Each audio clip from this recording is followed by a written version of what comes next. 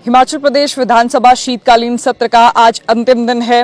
लगातार बहुत महत्वपूर्ण मसलों पर सदन में चर्चा भी हो रही थी। भ्रष्टाचार से लेकर कई महत्वपूर्ण विधेयक जो है वो सदन में पारित भी हुए। इस समय भाजपा के वरिष्ठ नेता सतपाल सिंह सत्ती हमारे साथ हैं। सर, पहला सवाल, भ्रष्टाचार पर चर्चा हुई, कुछ बातें आपने भी रखी, लेकिन मुख्यमंत्री ने कहा कि जो भी भ्रष्टाचार हुआ है वो पूर्व की भाजपा सरकार में हुआ है, तो सरकार पर सवाल क्यों?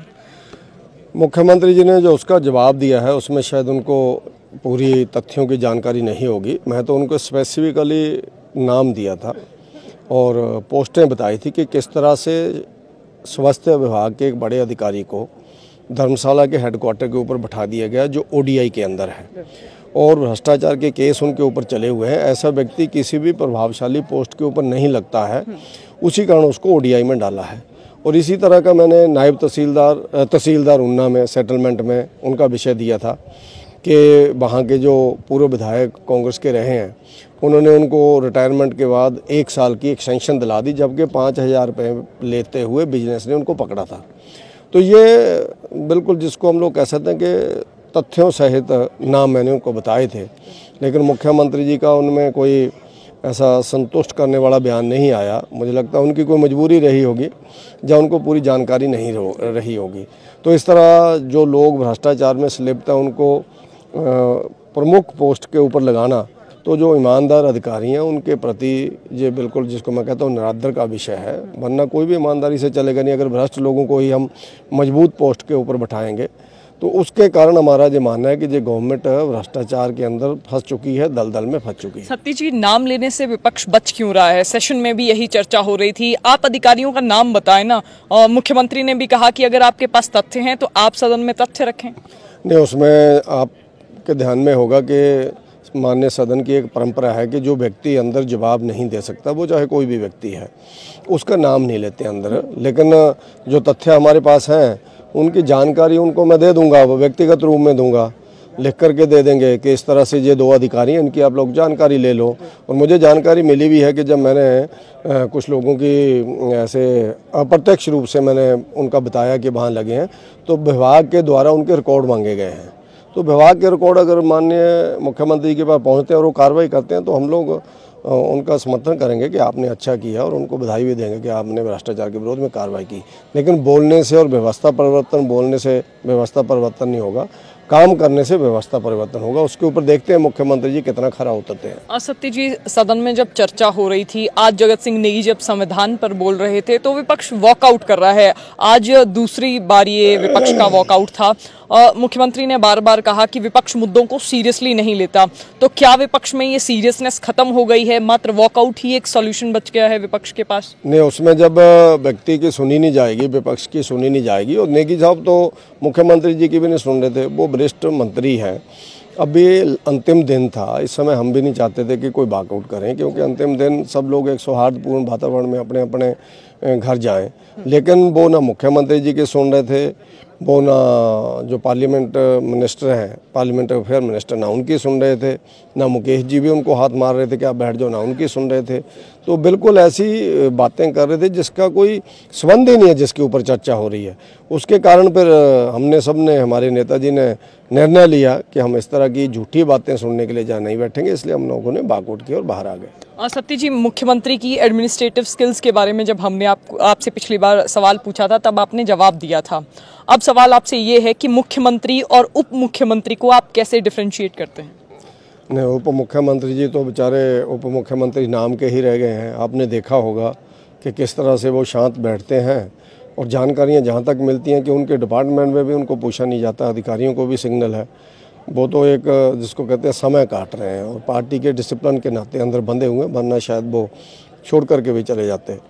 लेकिन मुख्यमंत्री जी अभी चल रहे हैं, अभी देखते हैं। अभी 2 वर्ष उनके हुए हैं, उसमें बहुत सी चीज़ों में वो सफल हुए हैं, जिसके कारण कांग्रेस के प्रति बहुत बड़ी निराशा जनता के बीच में आई है। अब आने वाले समय में देखा जाएगा कि किस तरह से वो काम करते हैं, लेकिन अभी तक उनके जो काम है उससे जनता के बीच और समाज के बीच और उनके कार्यकर्ताओं के बीच भी निराशा आई है। इवन उनके विधायकों और मंत्रियों के बीच निराशा है, जिसके कारण 9 विधायक उनको छोड़ करके चले गए। वो तो कहते हैं कि भाजपा कई गुटों में बंटी है। एक गुट वो है जो कांग्रेस से भाजपा में आए हैं, और उन्होंने तो यहाँ तक शब्दों का इस्तेमाल किया, जो कांग्रेस का गंद था वो अब भाजपा में चला गया है, और किस तरह एक गुट दूसरे गुट पर हावी हो, इस तरह की इस समय खींचतान भाजपा में भी चल रही है। नहीं, ऐसा नहीं है। अब वो गुस्सा होकर के उनको गंद बोलते होंगे। मुझे लगता है ऐसा जो विधायक रहे हैं, जब भी उनमें से 3 लोग विधायक हैं, उनको इस तरह से शब्द प्रयोग करना शायद अच्छा नहीं लगता। एक मुख्यमंत्री जी के नाते उनके विचार नहीं मिले, वो छोड़ करके चले गए।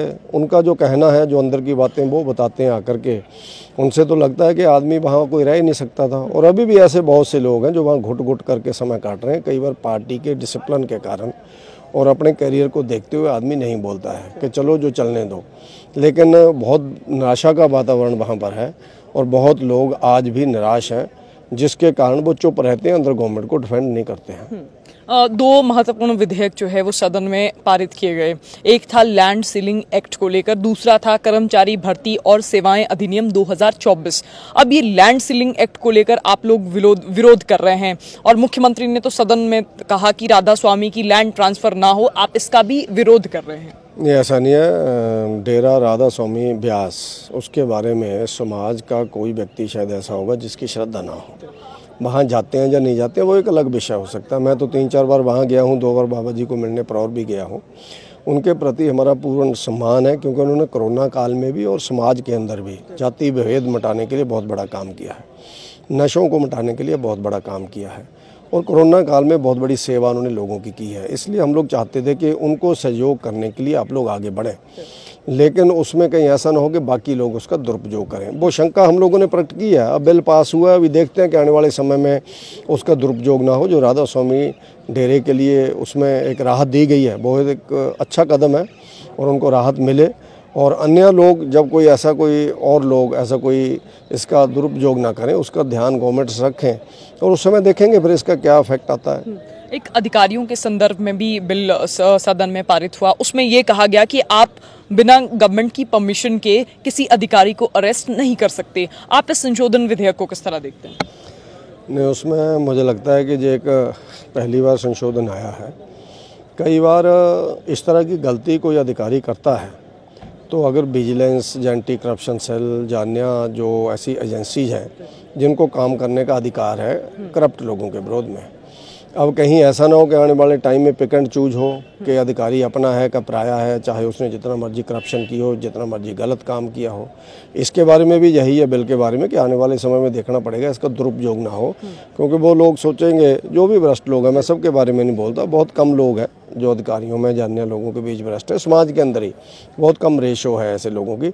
लेकिन अगर उनको हम लोग एडवांस में संरक्षण प्रदान करेंगे तो मुझे लगता उनको और हौसला बढ़ेगा गलत काम करने के लिए।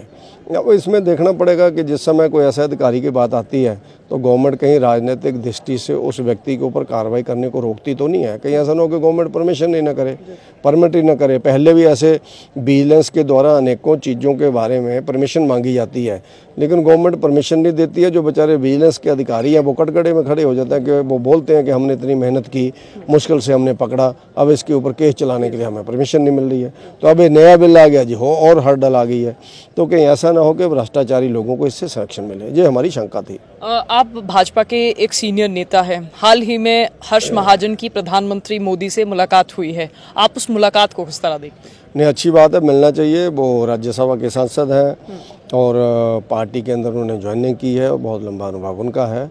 तो कोई भी दिल्ली में हमारे एमपी हैं तो प्रदेश के हितों के लिए समय समय पर मिलते रहते हैं। आपने देखा होगा अनेकों बार अनुराग जी, अनेकों बार अपने कल सिकंदर जी मिले हैं और बीच में हर्ष महाजन जी मिले हैं। तो हाँ, हम लोग मिलते रहते हैं, जाते हैं, और हम लोग भी अभी परसों जा रहे हैं दिल्ली। तो अनेकों जो मंत्री है हमारे, उनका हमने टाइम मांगा है, क्योंकि कुछ लोगों के काम होते हैं पार्टी की दृष्टि से तो अलग विषय है, आम समाज के काम हम लोगों को लोग बताते हैं। तो हम लोग जाते हैं, जरूरत हो तो हम लोग मुख्यमंत्री जी से भी मिलते हैं। मिले, मैं लोकसभा के अंदर 2 साल पहले मिला था, तो इसलिए मुझे लगता है मिलना को बुरी बात नहीं है। इसी से फीडबैक भी बड़े लीडर्स को जाता है और अपनी बातें जो प्रदेश के हित की होती हैं उसको करने के लिए समय तो लेना ही पड़ता है। भाजपा के नेता सतपाल सिंह सत्ती हमारे साथ थे। हमने जिस तरह बात की कि सदन में बहुत महत्वपूर्ण मसलों पर चर्चा हो रही थी, विपक्ष ने आज जो सेशन का आखिरी दिन था 2 बार वॉकआउट किया क्योंकि जगत सिंह नेगी ने संविधान पर चर्चा मांगी थी। पॉइंट ऑफ ऑर्डर के तहत ये चर्चा थी, लेकिन विपक्ष नाराज होकर वॉकआउट कर गया। तो फिलहाल संवाद भारत में अभी के लिए बस इतना ही। नमस्कार।